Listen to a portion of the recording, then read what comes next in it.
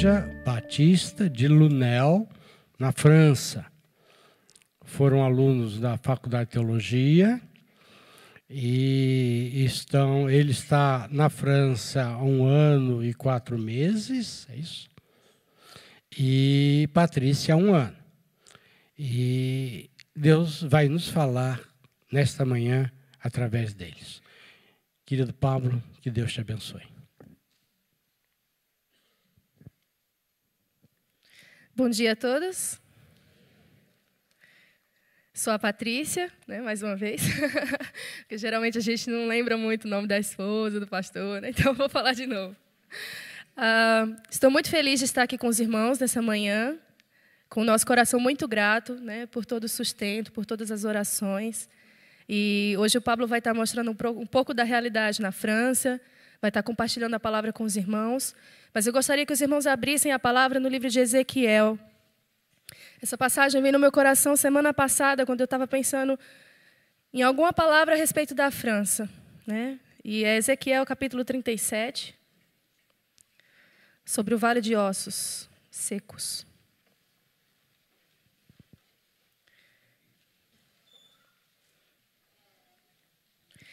A partir do verso 3, Deus levou o profeta a ver aquele vale de ossos, e no verso 3 ele vai dizer o seguinte, capítulo 37, verso 3. Então o Senhor me disse, homem mortal, será que esses ossos podem ter vida de novo? Eu respondi, Senhor meu Deus, só tu sabes se podem ou não.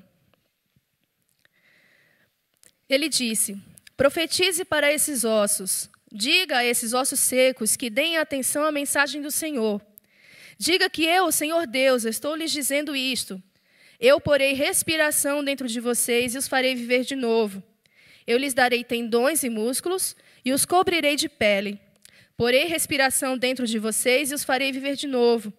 Aí vocês ficarão sabendo que eu sou o Senhor. Então profetizei conforme a ordem que eu havia recebido.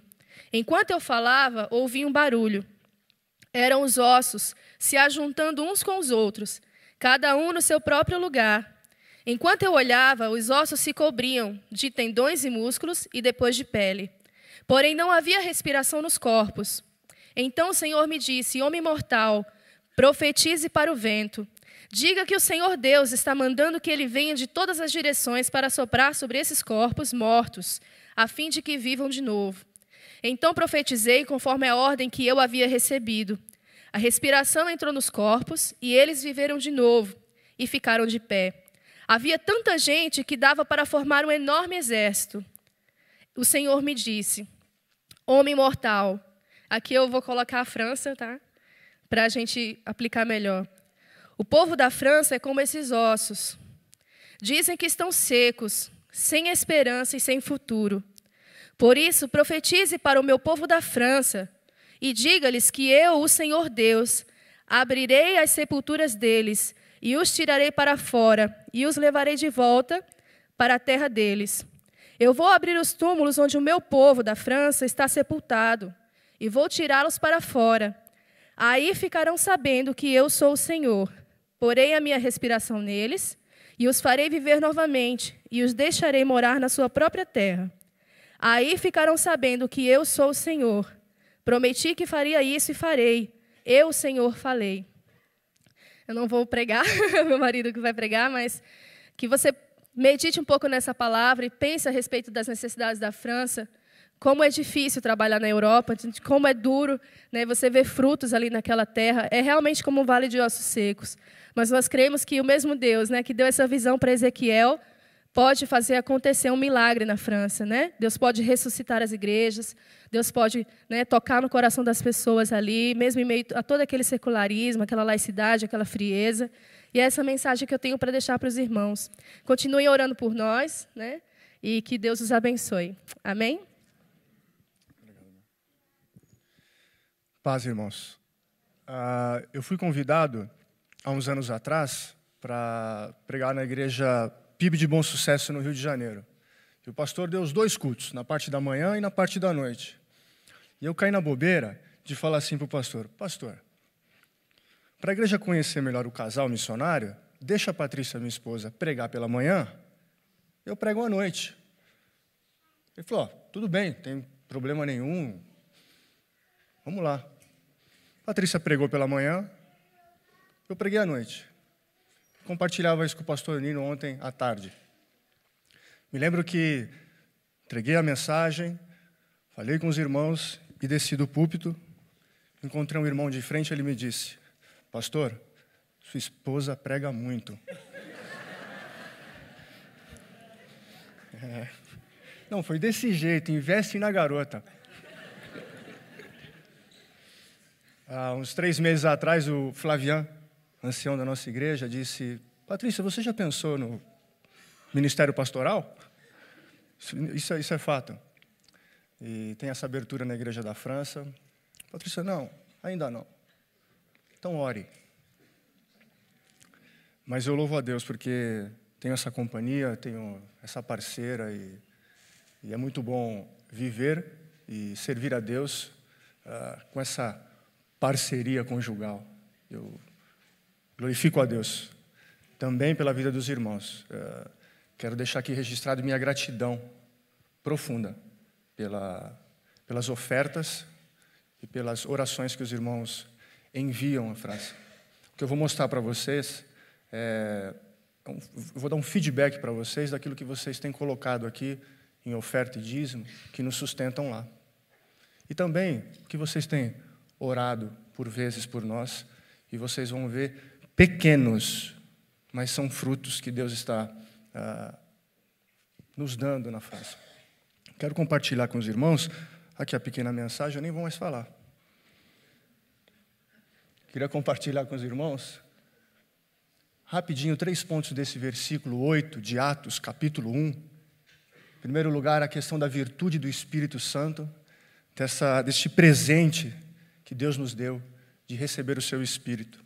Eu gosto muito de fazer uma ligação com Efésios capítulo 2, onde Paulo diz, olha, o Senhor Jesus, Deus, não usurpando, não querendo ser igual a Deus, veio à terra e viveu em plena condição humana. E eu amo isso. E com base nisso eu pergunto, de onde vem tanta virtude para esse homem chamado Jesus de Nazaré, para ensinar com tamanho poder e autoridade, como relatam os evangelhos. Também para curar pessoas, expulsar demônios. Enfim, todas as maravilhas que Jesus e bondade que Jesus fez nessa terra. Eu gosto muito de Mateus, se eu não me engano, Mateus capítulo 12, 28, que quando Jesus estava dialogando com os saduceus e fariseus, falando sobre o Espírito, que ele estava expulsando pelo Espírito de demônios, ele disse, não, o que faço é expulsar demônios pelo Espírito de Deus. Eu acho maravilhoso essa dependência de Jesus do Espírito Santo para exercer o seu ministério. E eu fico pensando e aplicando nas nossas vidas o que a gente precisa para viver, se não a presença de Deus, a presença do seu Espírito nas nossas vidas. Eu sei que aqui é um lugar de refrigério, um lugar de confraternização. Olha o que vocês fizeram com o pastor de vocês. Meu Deus, uma camisa do São Paulo. Triste. Mas é um lugar familiar, muito gostoso. Eu vi isso ontem, tenho percebido das poucas vezes que eu venho aqui. Mas, na verdade, a vida cristã é vivida amanhã. Aqui é um momento de celebração, de comunhão, sim, mas o fronte é amanhã. É a faculdade, é criar filho, é ir para o trabalho, é fazer negócios. E eu acredito que o Espírito não é dado para nós, a igreja, somente para as manifestações dentro da igreja. Eu acho que ele extrapola os muros da igreja. Então, eu queria deixar essa palavra para você, que você tenha consciência. Eu acho que a primeira coisa é que a gente tome consciência de que 24 horas por dia o Espírito Santo está conosco. Ele está com você, para dar sabedoria, para dar graça e paz. Mas eu acho que o primeiro passo é tomar consciência disso, diariamente. A outra questão que eu queria levantar é essa questão da testemunha, de ser testemunha de Cristo revestido dessa virtude, deste poder. Eu estava lendo um teólogo francês chamado Claude Geoffrey. Ele fala de dois caminhos do testemunho. O testemunho como ação querigmática, ou seja, ação que se proclama, que se fala de um evento, e o testemunho como diaconia, serviço. Eu vou apresentar algumas realidades da França, e eu já parto do princípio que não se divide nem diaconia nem querigma, a gente tem que fazer os dois juntos, ok? Nós devemos proclamar e nós devemos servir ao mundo. Proclamar o Evangelho ao mundo e servir ao mundo. Mas o que fazer em situações ou em lugares como a China, como o Irã? Como se proclamar verbalmente o Evangelho nessas realidades? E eu não vou tão longe lá no Oriente ou na Ásia. Como proclamar o Evangelho na França, onde você precisa pagar uma taxa, pedir autorização na prefeitura para poder fazer um evento evangelístico, e se você não faz isso, você pode ser preso, pagar uma boa multa. Como fazer isso? Então, o que a gente tem percebido, eu vou compartilhar com os irmãos, é que nós temos que servir este país, servir esses franceses, né? E eu acho que, falando de Brasil, de América Latina, muito mais. Que essa dimensão de testemunho, daquilo que você conhece, daquilo que você vive, é o que a gente precisa para o nosso país. Daquilo que é próximo de você. Você conhece Deus? Deus é amor. Mas Ele é amor só em uma proposição, ou a pessoa olha para o alheio e fala, é verdade, Deus só pode ser amor. Dá uma olhada para o alheio. Nessas questões práticas da nossa vida, do cotidiano. Um outro ponto é essa conjunção. Como, em e até os confins da terra. Há quem diga que Deus prioriza os povos não alcançados para a ação da igreja, na ação missionária. Mas também tem pessoas que dizem que o sofrimento da igreja perseguida na China é a prioridade de Deus. A pobreza na África, os conflitos naquele país também é a prioridade de Deus. E também tem gente que diz que a prioridade de Deus é a Europa. Bem, eu acredito que a prioridade de Deus, com base nessas conjunções, é que Deus ele prioriza o seu reino. Com base nisso, eu vejo uma simultaneidade, uma dinâmica no reino de Deus. Não uma prioridade em se falar de Jesus em Perdizes, para depois falar na Paraíba. Não, nós vamos falar em Perdizes, nós vamos falar na Paraíba, nós vamos falar na Europa, e nós vamos falar na China, e vamos trabalhar de maneira simultânea em todos esses lugares. Mas como a gente vai trabalhar? As pessoas a igreja tem enviado os seus missionários, capacitado os seus missionários. Hoje nós fazemos parte da Junta de Missões Mundiais também. Mas vocês acham que 900 missionários, esse é o número de missionários dessa agência, eles vão dar conta de evangelizar o mundo? Oi, amor? Eu não ouvi, mas tudo bem. É porque eu tenho dislexia e ela me ajuda na primeira fileira. Ela fala, você esqueceu disso. Mas você acha que dá conta? Não dá conta. Você acha que as igrejas batistas, elas dão conta de evangelizar o Brasil? Não dá. O que a gente deve fazer? Potencializar aquilo que somos, né? Voltando ali para o testemunho. Você é bom no quê? Cantar? Então canta para a glória de Deus, meu. Você é um exímio advogado? Então advogue para a glória de Deus. Um atleta? Gosto muito do exemplo de um atleta que é o Kaká. Os professores da faculdade, Jorge, não entendem, Messias Bertrand não entende como que a gente mistura futebol com espiritualidade.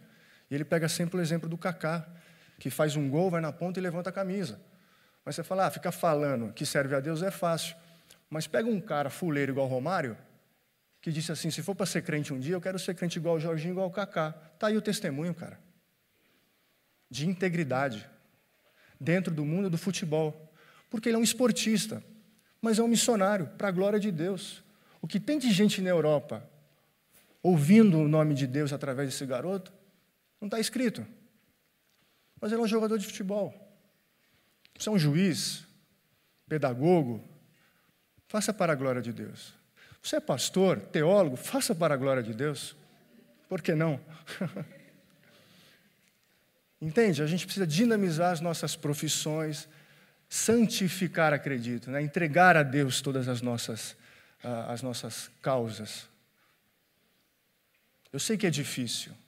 Sei que é difícil escutar uma mensagem dessa e amanhã você ir no tribunal e você ter que fazer os seus negócios, porque o mundo jaz do maligno, essas estruturas.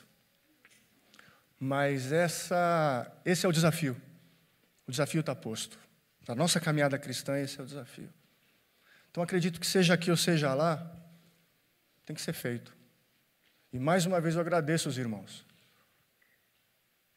Agradeço pelo apoio. Esse projeto, a Cruz Huguenote, nasce no ser de Deus e depois brota no coração do Jorge. E é compartilhado com os amigos lá da França. E a gente está fazendo parte disso. Eu queria mostrar para vocês, então, um pouco das nossas impressões do que é França. Então, eu dividi em 3 áreas: a questão da sociedade, da igreja francesa e do islamismo. Por gentileza, sejam críticos no que vocês vão ouvir. São as minhas impressões. De repente você tem uma outra experiência, você lê uma outra coisa, mas essa é a nossa experiência na França nesse 1 ano e 4 meses, ok? Então, a questão da sociedade, nós temos a laicidade e a secularização. A laicidade, como a gente conversa muito, eu, Jorge e Naira, em 1905, ela vem para nós. Ela é por nós.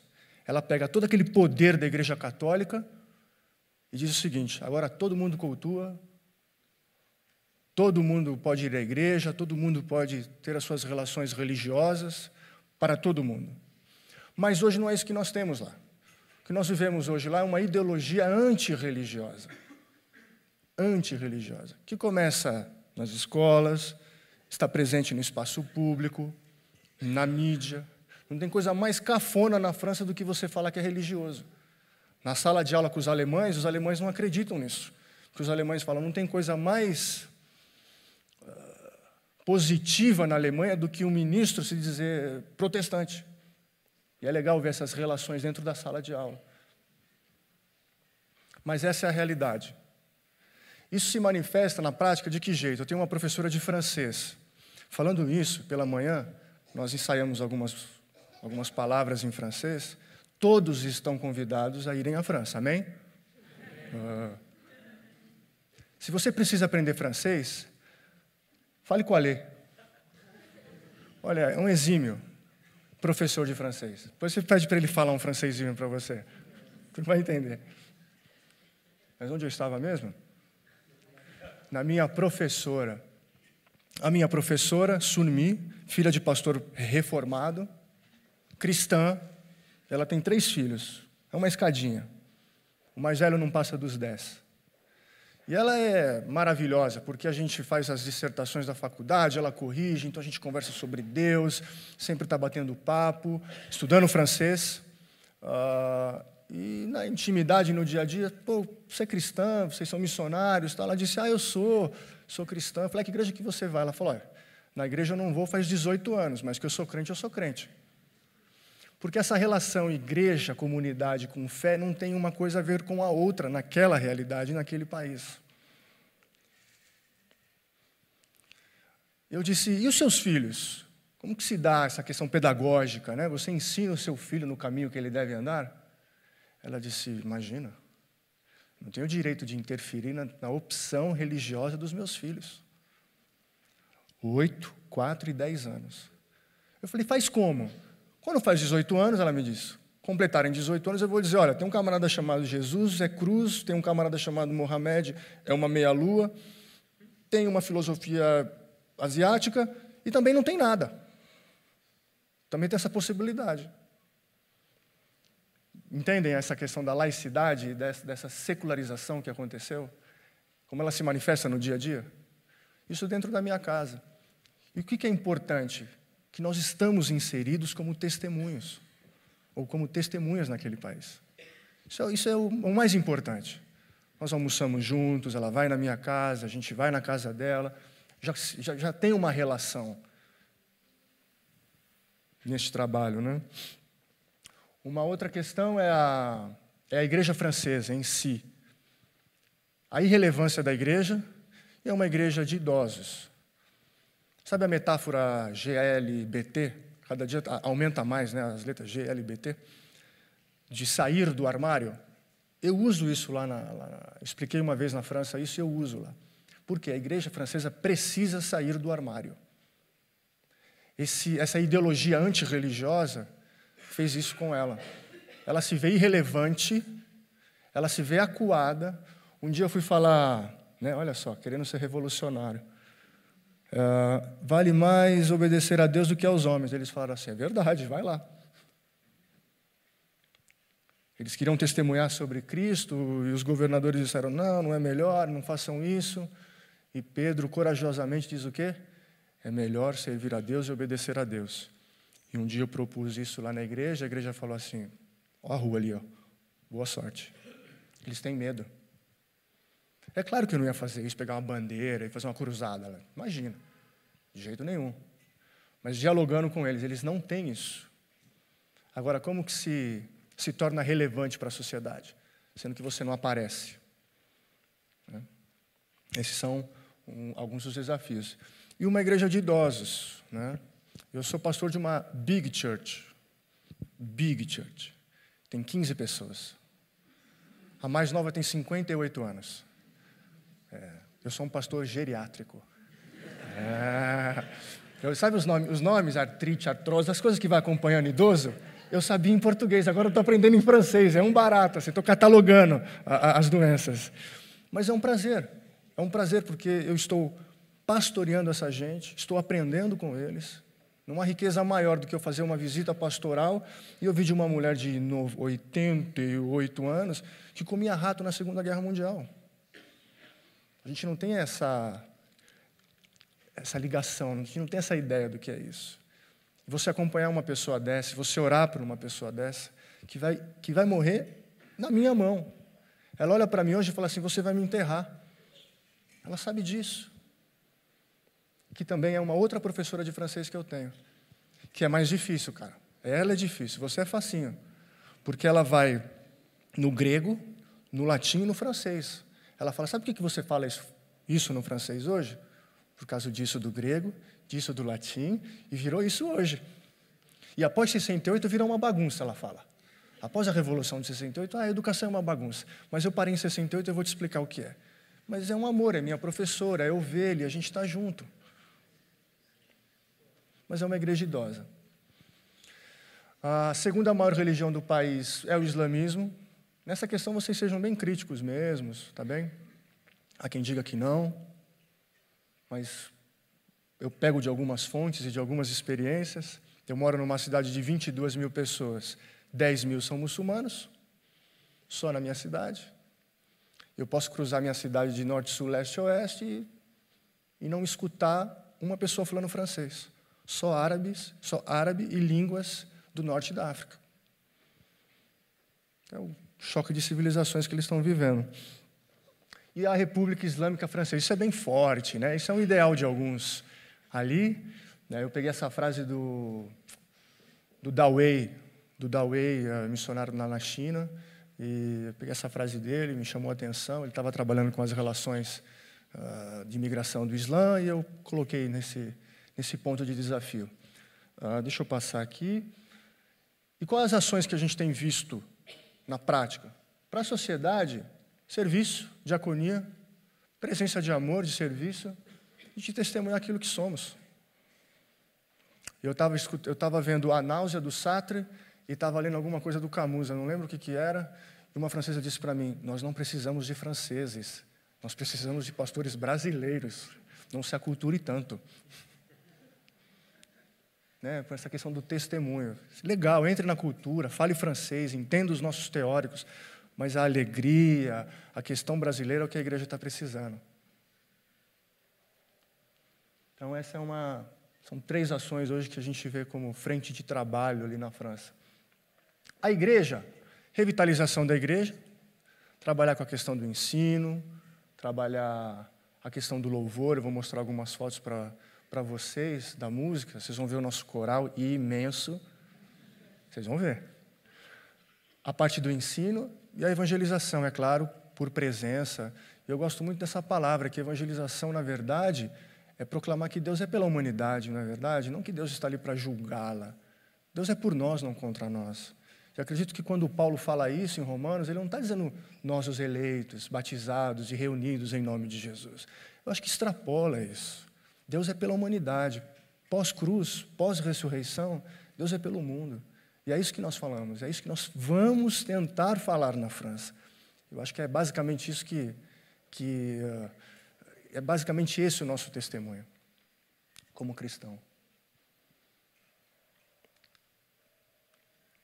Aqui é a igreja de Lunel, essa é a parte esquerda de vocês, parte esquerda de vocês, onde fica escritório, eles não têm essa mentalidade de gabinete pastoral. Um dia eu conversei com eles, porque a igreja fica fechada. Para vocês terem uma ideia, em novembro, a igreja fecha... Novembro não.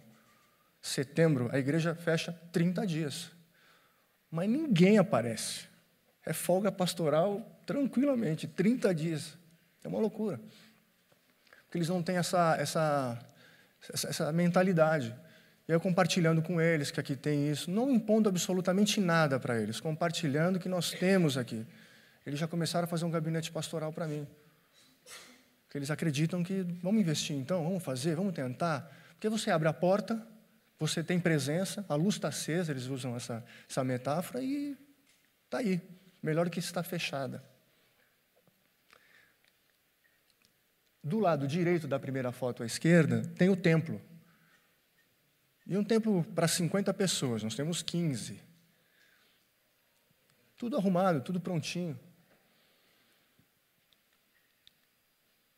Essa é a trupe. Eu auxilio o pastor... Perdão, gente. Eu auxilio o pastor Alain, lado esquerdo de azul, ok? Ele me disse, Pablo, eu estou contando como um presidiário, né? Presidiário quantos dias fazendo o quexizinho. Ele falou, estou contando para você voltar, vem logo. Porque ele já precisa ir para retreta ou para aposentadoria. Não aguenta mais. De pé, o Didier esteve aqui, amigo do pastor Jorge. No centro da mesa e ao meu lado direito, tesoureiro da igreja. Entendeu? Entenderam, né? Meu amigo, meu vizinho, tudo em casa, pastor Nino. E gente maravilhosa, que recebeu a gente de braços abertos. Acho que a distância, ela gera uma certa apreensão. E antes de sair do Brasil, eu tinha ela. Esses caras e outras pessoas diminuíram. Nos receberam de braços abertos. Essa França xenófoba que as pessoas falam, que não recebe, que é preconceituosa, eu sei que existem pessoas que têm más impressões, experiências, obrigado. Mas para a gente não, a gente foi recebido de braços abertos. Dá uma olhada na trupe. Fica feliz, irmão. Hoje eu estava vendo os irmãos aqui, a quantidade de pessoas que entraram na igreja hoje é o que a gente tem lá. E é essa gente que eu sirvo, essa gente que eu estou aprendendo um monte de coisa. Né? Eu não nasci pastor, estou aprendendo isso com esses caras. Está sendo singular. Lembra que eu falei para vocês a laicidade como antirreligião? Ela causa até no estrangeiro, no cara que está lá, um certo receio. E eu tenho que respeitar as leis do país. Quantos de vocês já passaram vergonha alheia? Vergonha alheia é aquela coisa assim, você está vendo alguém que é teu amigo, conhecido, fazer um negócio que você vai falar assim, não, ele não vai fazer isso. E ele está indo para fazer, e você fala, não acredito, ele vai falar isso. Ele pega e fala. Você fica com vergonha, você fala, eu não acredito que ele fez isso. Esse dia eu senti vergonha alheia. Olha que eu sou o pastor da igreja. Essa jovem é a Eleonor. A Eleonor é filha da irmã mais nova da igreja, de 50 e poucos anos. Eleonor tem 20 anos. E por milagre ou loucura, ela resolveu vir para a igreja e andar com a gente. Eu olho o milagre e vejo loucura também, falo. Mas ela está junto. E Eleonor bate escanteio, cobra lateral, volta para o gol, corre, dá cartão vermelho, amarelo, carrinho, faz tudo. Sobretudo na área da música. Faz tudo, mexe em tudo. E tem nos ajudado. Um dia após o culto, ela me disse, pastor, quero saber algumas coisas sobre batismo. Eleonor não é batizada. E dá para a gente bater papo? Eu falei, claro, hoje não. Vamos sair para jantar, eu, você e a Paty, a gente bate um papo. E a gente foi num restaurante. Estava lotado o restaurante. Era esse. Por que eu senti vergonha alheia? Porque no meio da refeição, restaurante cheio, ela me abaixa, pega a Bíblia dentro da bolsa, me taca em cima da mesa e fala, então, pastor, esse versículo, esse versículo, esse versículo, esse versículo. Eu falei, então. Eu fiquei meio assim na hora, eu falei, guarda essa Bíblia, irmã. Né? Você está na França, sabe disso não? E foi uma bênção, porque a gente pôde estudar todas as questões concernentes ao batismo. E há pessoas que acreditam que a Bíblia é simples, a mensagem é simples. Até encontrar a Eleonor, que pergunta assim para mim, mas o batismo é com fogo, com água, é para os discípulos, mas eles não foram batizados, mas e Jesus? Mas é batizar para os mortos, que nem Paulo falou, mas é um batismo...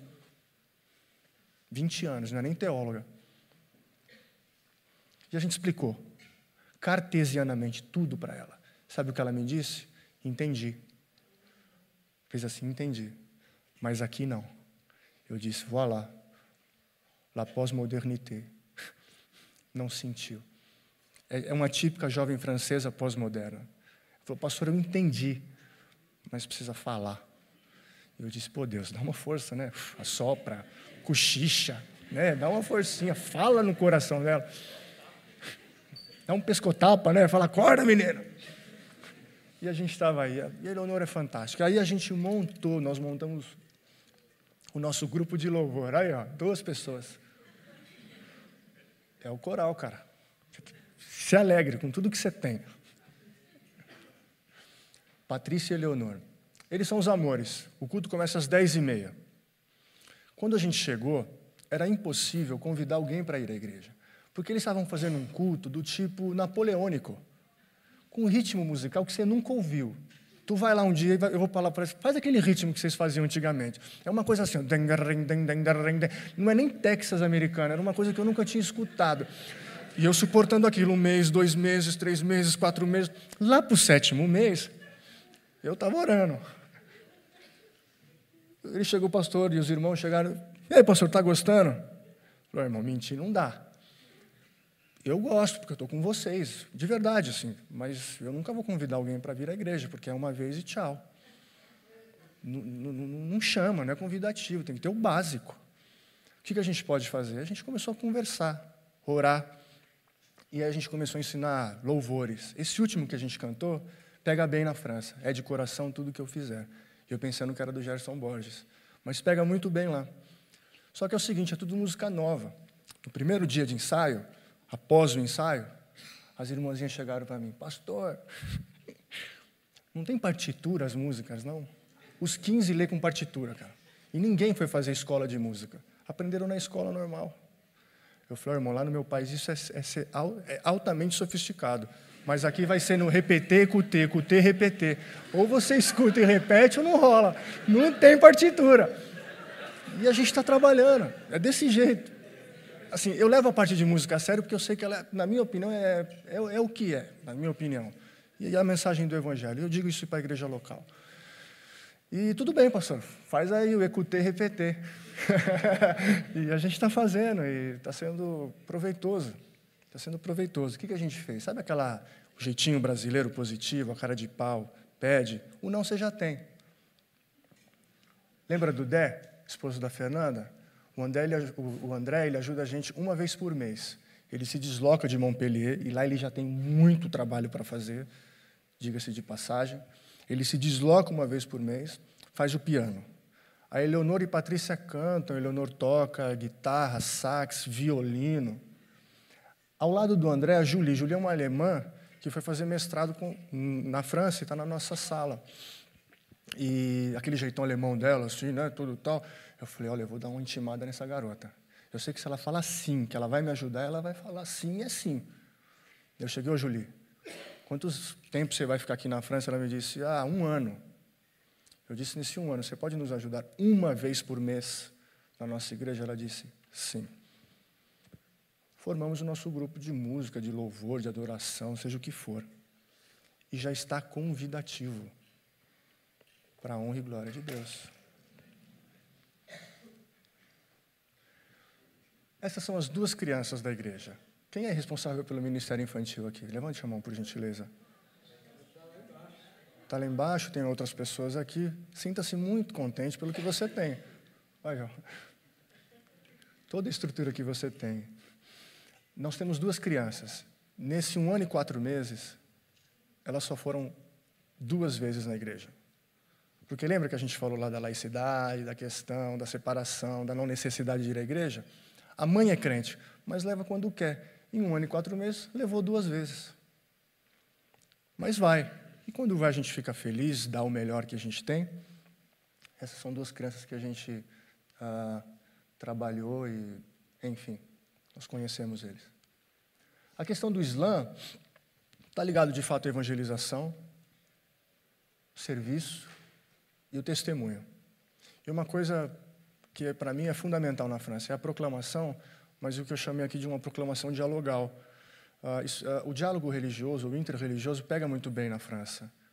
La mairie, ou a prefeitura francesa, sustenta ou financia encontros interreligiosos com rabinos, imãs, pastores, para que cada um fale da sua religião, o público que vai ouvir, após tome a sua decisão ou não toma decisão nenhuma. Então, o que eu fiz, por exemplo, 1 mês antes de voltar ao Brasil, em fevereiro? Eu fui me apresentar para o imã. O meu francês estava um pouco melhor, peguei, vocês vão perceber por que eu fui falar com o imã. Cheguei para o irmão e falei, sou pastor da igreja X. E eu vim aqui me apresentar, nada de cruzada, paz e amor, diálogo. Ok, garoto? E foi uma benção, o primeiro contato, ok? E por que eu digo isso? Essa é a mesquita da cidade de Lunel. Olha o tamanhozinho dela. Ela é na frente da igreja, gente.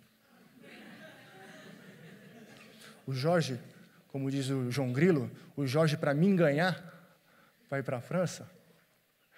O Jorge falou, olha, eu já trabalhava com muçulmanos aqui no Brasil, ele me disse, na frente da igreja tem uma mesquita de 1000 pessoas.